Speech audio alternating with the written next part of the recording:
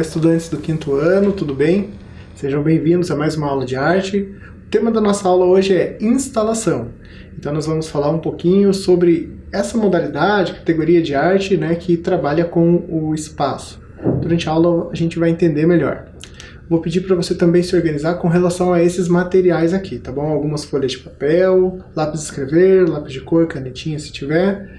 Também uma tesoura sem ponta e cola. A gente vai fazer uma colagem. Então eu vou te dar um tempinho para você se organizar aí.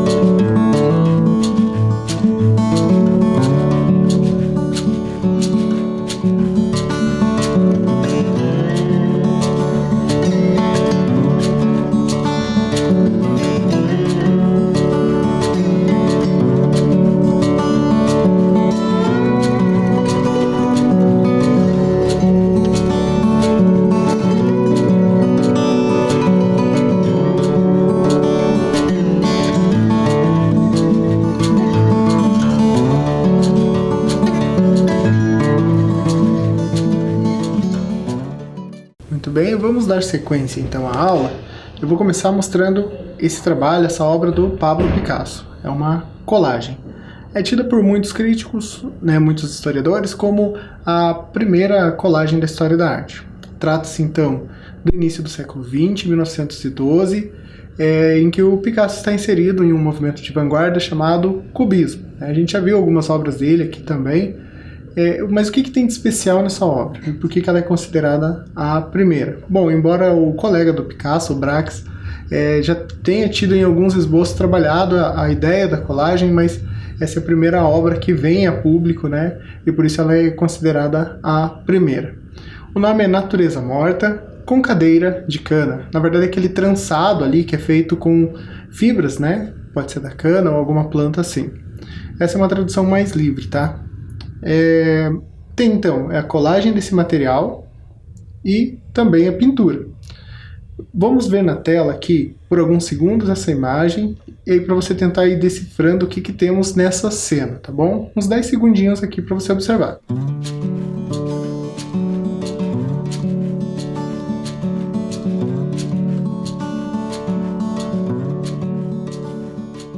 Então, o que você conseguiu captar dessa imagem? O que temos ali nessa composição? Eu vou começar te ajudando aqui, tá bom? No alto superior direito, nós temos ali um cabo de uma faca e a lâmina. Não sei se você consegue ver isso, né? Verificamos abaixo, então, dessa faca, uma fruta cítrica cortada ao meio. Parece ser um limão, né? Deduz-se que é um limão. Mais ao centro, também na parte superior, nós temos um copo e uma garrafa. No lado esquerdo superior, nós temos um jornal e uma palavra escrita sobre ele. Na parte inferior, nós temos então essa impressão da imagem da parte do assento de uma cadeira, né? Não sei se você já viu essa cadeira que tem esse tipo de trançado. Outro detalhe interessante aqui é o formato desse quadro, né? Ele não é quadrado, ele possui um formato elíptico, né? Semicircular ali. Então tudo isso são elementos que nos ajudarão a compreender do que se trata esse trabalho e por que ele é tão importante para a gente pensar a instalação também. Bom, comecemos pelos elementos ali representados. Os elementos que ali estão desenhados ou pintados, eles remetem a uma cena de um café. Bom, Picasso estava na França, né, e era comum, uma prática francesa, de se tomar uma limonada juntamente com o café. Por isso ali da faca e do limão, né? Aí os outros adereços, vamos chamar assim, que estão ali representados, também remetem a uma mesa, né?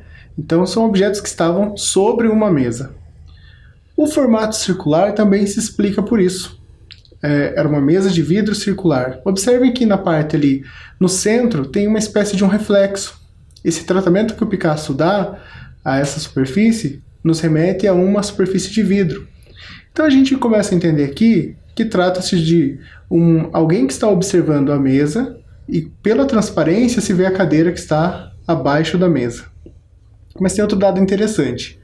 Como o cubismo trabalhava a ideia de múltiplos tempos e pontos de vista, isso também pode remeter à janela de um navio.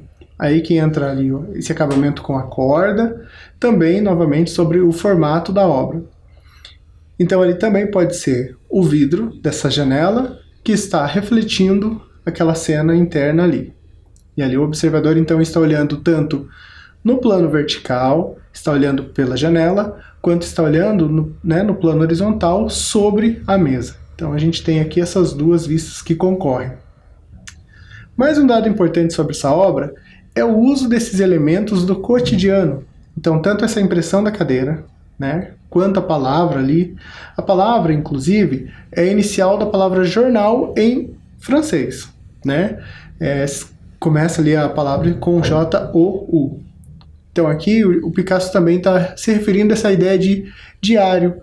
Então esses elementos que ele coloca ali sobre essa superfície, nesse trabalho de colagem, remetem a coisas do cotidiano, do dia a dia. Então ali a gente tem então essa ideia não só da representação, mas da inserção do cotidiano sobre o plano, e isso é bem importante. Porque o Picasso não só estava representando algumas coisas ali por meio do desenho e da pintura, como também estava trazendo concretamente elementos do cotidiano. E isso a gente vai ver que depois dessa obra tem uma crescente do uso desses materiais do dia a dia nas obras de arte. Até depois a gente ir para as assemblagens, que são objetos tridimensionais, além do plano, embora a corda aqui já seja um prenúncio disso, e até a gente chegar à instalação mais à frente. Bom, dando sequência, a gente já vai fazer a nossa primeira atividade. Consiste no seguinte: você vai percorrer sua casa procurando materiais de uso cotidiano que você possa usar aqui nessa sua colagem. Então, você pode pegar papel que foi descartado, Se você tiver revista, jornal também, que às vezes as pessoas costumam ter, se são assinantes, e de repente tem alguma coisa dessas em casa, mas outros materiais também. Então, de repente, algum papel de rascunho que alguém deixou próximo ao computador, que não vai usar mais. Então, todos esses materiais podem dar uma ideia de textura. Embalagens de produtos, embalagem de bala, de biscoito ou outras coisas mais. Então, tudo que você puder pegar desse uso cotidiano, materiais que vão ser descartados, que você puder trazer e tentar incorporar numa composição, é a ideia para esse trabalho aqui. Pense também no fundo, E como que você vai combinar esses objetos? Primeiro, selecione eles, analise como que você vai dispor eles sobre o plano, e aí pode fazer essa colagem. Vamos lá, então.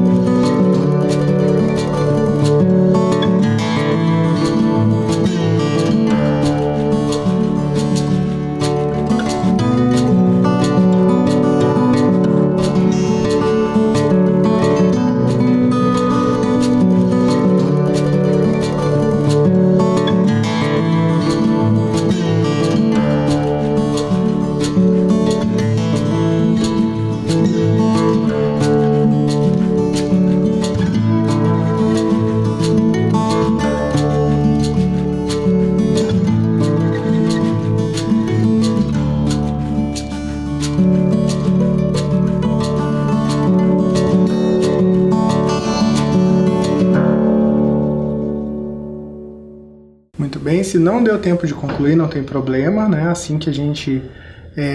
Bom, lá no fim da aula ainda a gente vai ter mais um tempinho para retomar essa colagem, mas se não der tempo mesmo assim que acabar a aula você pode continuar, né? Num momento oportuno. Bem, após a colagem, a assemblagem, a gente vai começar a ter a ideia da instalação. Eu trouxe aqui algumas definições, né, para a gente ter um panorama geral sobre o que é instalação. Nós, inclusive, já vimos alguns trabalhos de instalação aqui ao longo das nossas aulas. A gente já vai relembrar eles, tá bom? Então, o que é uma instalação? Incorporado ao vocabulário das artes visuais na década de 1960. Lança no espaço materiais muito variados na tentativa de construir um certo ambiente ou cena, cujo movimento é dado pela relação entre objetos, construções, o ponto de vista e o corpo do observador.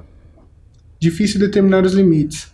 Bom, difícil determinar os limites de o que é uma instalação, o que é arte ambiental, o que é arte minimalista, porque essa categoria de arte às vezes concorre com outras, né? Ou inclusive está inserida em outros contextos que é difícil delimitar e falar instalação é somente isso. Por isso que é difícil definir os limites. O que mais? Pode ter um caráter efêmero, só existir na hora da exposição. Pode ser permanente, ou seja, ela pode ser feita para aquele lugar e por lá permanecer por quanto tempo for necessário. Pode ser desmontada e recriada em outro local. Essas características, por ocupar um espaço grande, também faz dela um tipo de obra difícil de colecionar, né? As pessoas não colecionam instalações por conta desse caráter dela, de usar do espaço ali que ela necessita, né, para acontecer. É preciso percorrê-la, passar entre suas dobras e aberturas, ou simplesmente caminhar pelas veredas e trilhas que ela constrói por meio da disposição das peças, cores e objetos. Então até a definição aqui é mais complicada, por ser muito ampla, né? Então a gente tem diversos tipos de instalação. A gente vai vendo agora com imagens que vai ficar mais fácil. Eu vou começar falando desse artista. O que a gente tem na tela aqui é mais uma colagem. O nome dele é Kurt Schwitters. Ele é um artista alemão, também lá do início do século XX, né? Também participa das vanguardas. Essa colagem que estamos vendo, cujo nome é Imagem com Luz no Centro, data de 1919. Também é uma colagem. No seu processo, que ele resolveu chamar e definiu como MERS, que é uma palavra aleatória, né, que não tem um significado traduzível, não tinha nem para o idioma dele, que é o alemão, ele desenvolve um método que trata de coletar coisas aleatórias. E aí ele resolve isso nessas composições. Então, na imagem que vocês estão vendo na tela, tem também recortes de impressos, como jornais, revistas. Também tem outros materiais que ele vai recolhendo, né? Papéis de outros tipos e assim por diante. Então, a ideia aqui já é incorporar também esses elementos do cotidiano na obra. Além, é lógico, de trabalhar aqui também com o lápis e com a pintura. Sobre o Kurt Schwitters, é interessante que ele é tido como o pai da instalação, porque ele é o primeiro a criar um ambiente propriamente, né, tridimensional, a partir então dessa ideia de colagem. Esse aqui é o estúdio dele. Ele vai trabalhar nesse estúdio entre 1923 e 1937, quando ele sai por conta da guerra, né? Ele tem que abandonar o estúdio e por isso que ele foi destruído. Existem alguns poucos registros visuais, como essa fotografia que foi tirada em 1933 desse estúdio dele. Observem que é uma construção totalmente atípica. E segundo dizem, ela era uma construção totalmente orgânica, porque ia mudando conforme o Kurt Schwitters ia trabalhando.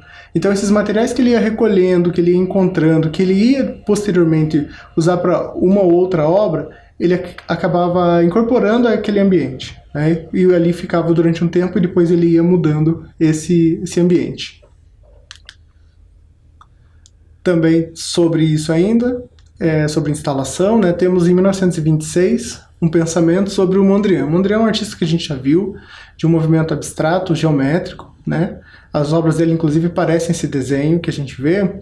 Ele foi convidado em 1925 para projetar uma sala para a Madame B, né? Que era uma pessoa da alta sociedade que convidou ele para projetar esse espaço, essa sala de estar. E ali ele fez alguns esboços para isso, né? Que acabou não sendo concluído, só foi executado o projeto em 1970, após a morte do Mondrian. Mas já tinha também carregava um pouco da ideia de instalação, porque trazia a estética da pintura do Mondrian. Aqui, então, a fotografia da remontagem do espaço do Kurt Schwitters, né, conhecido como Meersbaum, ou seja, obra Mers, que era esse espaço dele que tinha esse projeto em andamento, enfim, mas com base em arquivos e fotografias, mesmo que raras, remontaram esse espaço em um museu em Dresden, na Alemanha.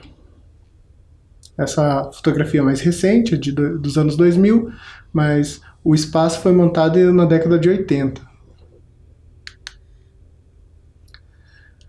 Avançando um pouco, né, depois dessa incursão do Kurt Schwitters e do Mondrian, nós temos lá no final da década de 30 o Marcel Duchamp, que realiza essa primeira instalação propriamente dita para uma exposição.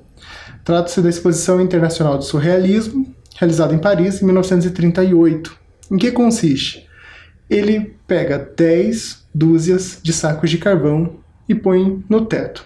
Detalhe interessante é que ele inova ao trazer o teto como um espaço expositivo, porque até então nas galerias, nos museus, ninguém usa o teto praticamente para expor, e ele faz isso dessa maneira. Então a gente tem um fogareiro no chão e 1.200 sacos de carvão sobre o teto. Aqui mais uma obra importante do Duchamp, isso já em 1942, foi feito em Nova York, também numa exposição dos surrealistas. Aqui é interessante que com essas 16 milhas de barbante, né, o nome da obra é Milhas de Barbante, dá uns 25 quilômetros aqui, mais ou menos, de barbante, então ele percorre todo o ambiente. E é interessante que, com a instalação dele, as outras obras acabam ficando isoladas. Então ele limita o acesso do público às outras obras com esse trabalho dele. Agora vamos passar rapidamente por algumas obras de instalação que a gente viu nas nossas aulas. Quando a gente falou sobre retrato, por exemplo, nós vimos a Parede da Memória da Rossana Paulino, certo? Também na Rossana Paulino a gente viu as tecelãs, que é esse trabalho de cerâmica, né, de terracota, e que ocupa espaço da tela. Aqui quando estávamos falando sobre a relação da arte com o corpo. Quando estávamos falando sobre cor, nós vimos esse trabalho do Cildo Meirelles, né? O caráter simbólico da cor e a cor como matéria, né? Então aqui o Desvio para Vermelho é essa instalação que ocupa 3 espaços na galeria qual fosse exposta. Vimos também esse trabalho que é permanente do Hélio Oiticica, que fica em Iotim, Penetrável Magic Square número 5, em que também o artista vai trabalhar essa ideia da cor, né? Remetendo a esse espaço também, que é possível com que a cor se misture com o espaço, e a pintura vem para o espaço desse modo. Vimos também, ainda tratando sobre a cor-luz, esse trabalho intitulado O Gabinete da Lúcia Koch, em que ela coloca alguns adesivos sobre a janela, e a obra se realiza quando a luz do sol passa por essas janelas, né? E ali a gente tem a ideia da transição do tempo. Também sobre a arte digital, a gente viu essa projeção do Miguel Chevalier, que consiste em projetores e que reagem à interação do público. Conforme as pessoas passam na frente desses projetores, vão ser feitas ali as movimentações desse jardim virtual. Vimos com o Walter de Maria esse campo de raios, né, esse campo iluminado, que consiste em hastes de metal distribuídas por alguns quilômetros quadrados, em que, quando há uma precipitação, né, cheia de raios, ele acaba ficando todo iluminado. É uma instalação também feita para um lugar específico e permanente. Aqui é uma instalação efêmera que a gente viu com a Nélia Azevedo, na qual ela faz, o nome é Monumento Mínimo, e ela faz um monte dessas figuras em gelo e, logicamente, eles acabam derretendo. Então aqui, gente, são exemplos de tudo aquilo que a gente já viu ao longo das nossas aulas, que são trabalhos de instalação, tá? A gente vai ver 2 outras novas aqui agora, que são também ligadas à arte digital, ou arte mídia, como alguns chamam, né? Que trabalham com aparatos eletrônicos, de robótica, de projeção e outras coisas. a gente vai ver que é interessante esse trabalho conhecido como metacampo. É um vídeo curtinho, vamos assistir.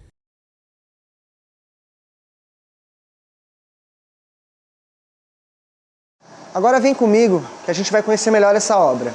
A nossa movimentação aqui é captada por esses sensores infravermelhos.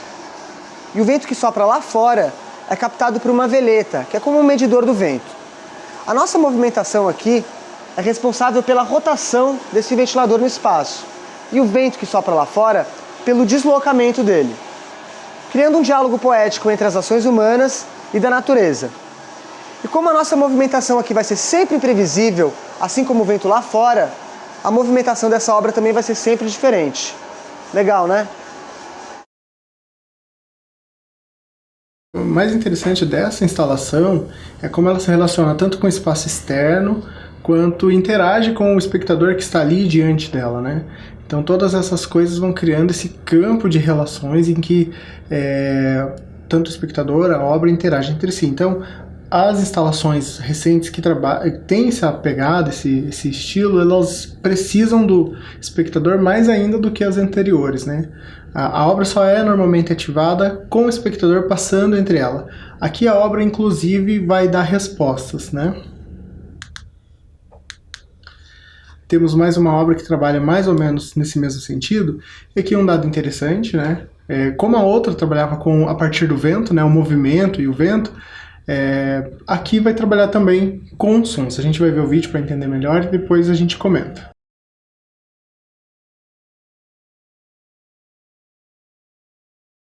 Você já reparou quantas árvores você encontra andando aqui pela Avenida Paulista? Mas essas árvores que estão aqui na frente do Itaú Cultural têm algo de diferente. Chega mais perto. Para que será que serve esse sistema todo aqui? Tanto fio. E esse cabinho aqui ligado na árvore? Aqui existem microfones que captam todos os ruídos emitidos pela cidade e mandam para um computador que está ligado nesse sistema. É ele que vai determinar a movimentação dessa árvore. É como se cada vez que essa árvore se chacoalhasse, ela estivesse manifestando contra a poluição. O mais curioso é que as amoreiras hoje são árvores que são proibidas em vias públicas, porque elas mancham o chão e acabam poluindo a cidade também, né? Então chega aqui, vamos ver aqui como é que é. Então, nesse trabalho, cujo nome é Amoreiras, a gente vê então essa relação também que, a partir dessas máquinas, né, desses objetos, eles criam tanto com o ambiente e traz ali uma reação para essas árvores. Interessante pensar essa ideia também do som, já que a gente está falando sobre o som, né, aqui sobre a ideia do ambiente, da poluição sonora, como isso vai interferir. Então a obra chama a atenção do espectador justamente para isso. Quanto mais ruídos, quanto maior for a poluição sonora, mais as árvores vão se movimentar ali.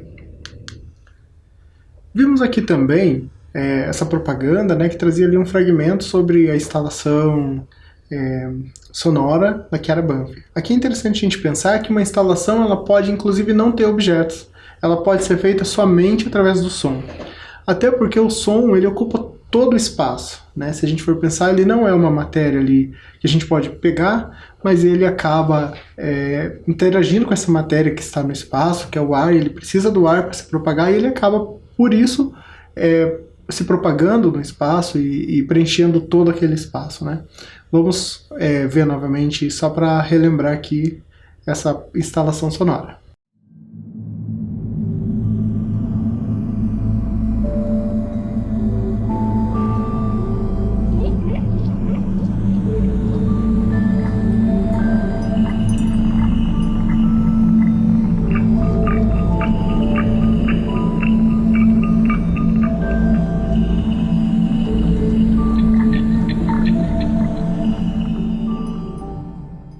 Muito bem, então bastante informação até agora, né? Para eu não ficar só falando aqui, eu vou propor uma atividade. A gente vai novamente trabalhar com a paisagem sonora, a gente já sabe o que é, lembrando que é a paisagem dos sons que compõem aqui o nosso espaço, né? Espaço que estamos nesse momento. Então o que você vai fazer nessa atividade? Você vai anotar todos os sons que você está ouvindo nesse momento, tanto da sua casa quanto fora dela. e você pode classificar esses sons. A gente vai começar a pensar mais sobre esses sons, né? A gente já fez uma atividade similar com que a gente anotou esses sons, mas agora eu gostaria que você classificasse esses sons. Você pode classificá-los como um som natural, ou som proveniente do humano, né? Às vezes é alguma pessoa produzindo esse som, ou cantando, ou fazendo outra coisa. Pode ser um som tecnológico também, som de máquinas, né? Carros, veículos e assim por diante. Depois de classificar, você pode também pensar naqueles elementos que a gente já viu. Esse som, qual é a duração desse som? Esse som é longo? Esse som persiste? Ele é contínuo? Ou ele é repetitivo? Ou não, é som único, acontece uma única vez e não acontece mais? Qual que é a intensidade desse som? Ele tem muito volume? Ele é forte? Ou ele é fraco? Ele é um som mais suave? Você quase não ouve. A posição do som você vai determinar aí, vai tentar determinar e vai usar a tua própria folha para começar a mapear esses sons. Então os sons mais próximos de você vai colocar mais para o centro da folha, e sons mais longe você vai deixar mais para as laterais da folha, mais para a periferia da sua folha. A gente vai tentar traçando aqui alguns elementos já do registro gráfico, tá? Depois a gente vai falar melhor sobre o registro gráfico, mas a ideia aqui é que você não demore e tente captar e perceber esses sons. Vamos fazer então.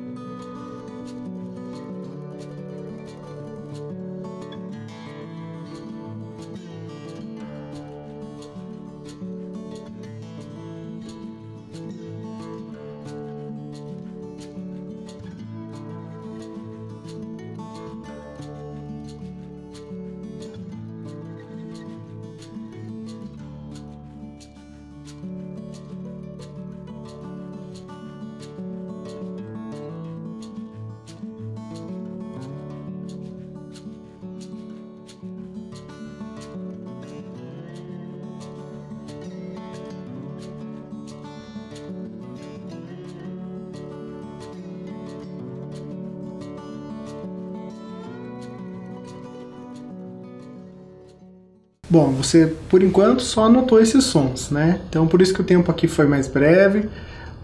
Agora a gente vai começar a pensar já em fazer dessas anotações um registro propriamente dito, né? Como é o caso da partitura. Você conhece a partitura?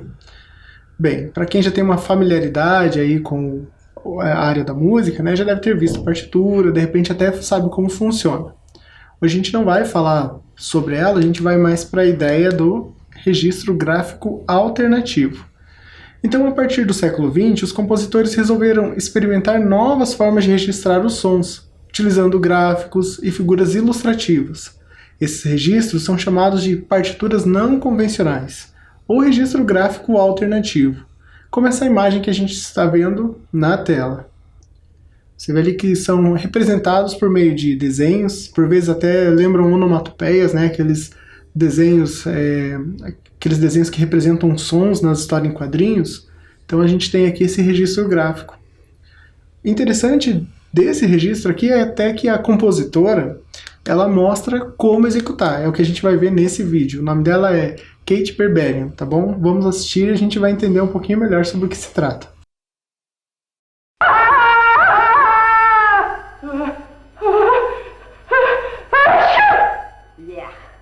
Blum, blum.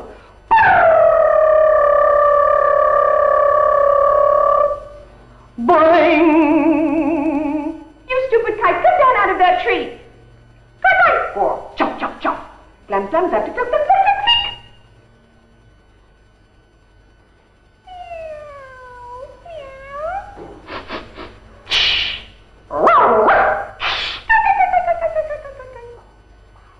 I'm Frida and I've got naturally curly hair. Do you like girls with naturally curly hair? Good grief. Pop! Pop! Pop! Pop! Pop! Pop! Pop!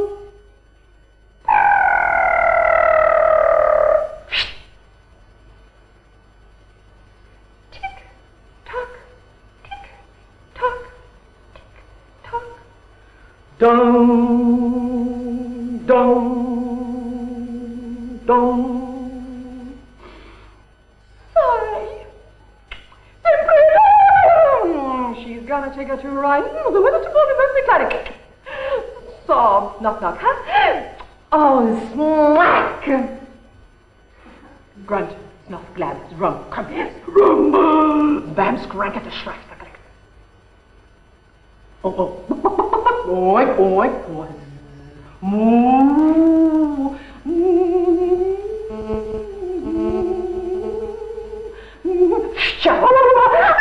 Get up, bang, bang, bang, bang, bang, bang, bang, bang, bang, bang. Stop, stop, stop. Ugh, thud. Stop, stop, stop.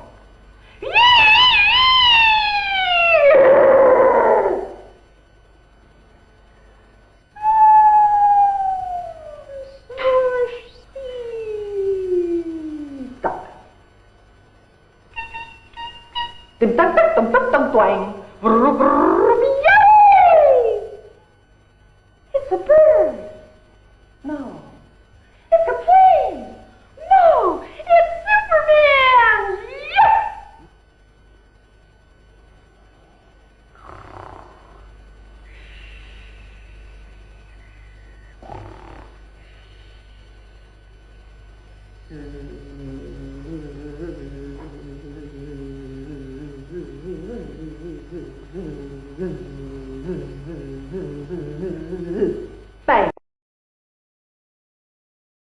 Muito bem, então como a gente viu aqui, trata-se de um trabalho bem experimental, né? Nada convencional, pensando música, mas como assim? Isso é música, não é? Então a gente não vai entrar nessa discussão, a gente não vai entrar nesse mérito, mas vamos aceitar aqui como uma ideia de experimentação, né?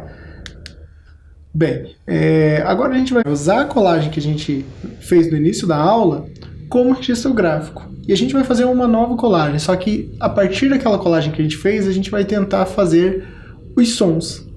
Então, como eu falei lá no início, a gente usou coisas do cotidiano. Então, você usou aqui, para criar aquela colagem, imagens do cotidiano, né? E isso pode te remeter a alguns sons. Então, você pode usar esses sons que você... de coisas que você colocou aqui nessa sua colagem.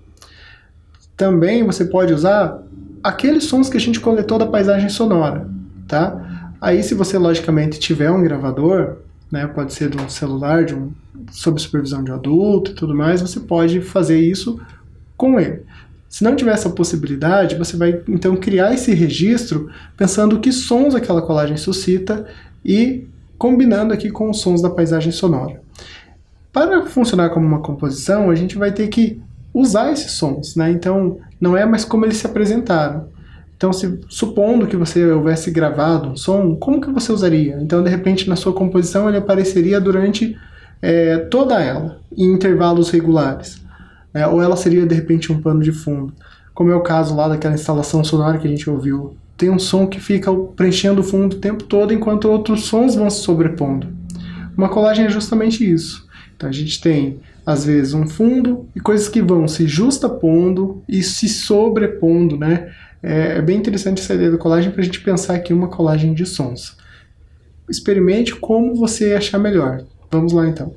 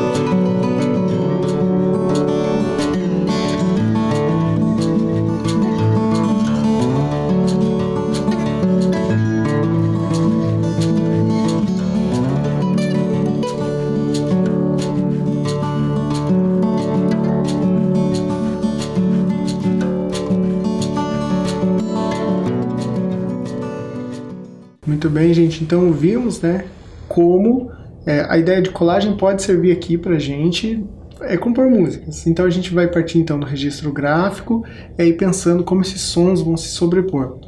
De repente esse tempo aqui foi curto, mas nada te impede depois de experimentar e tentar criar a partir disso, tá?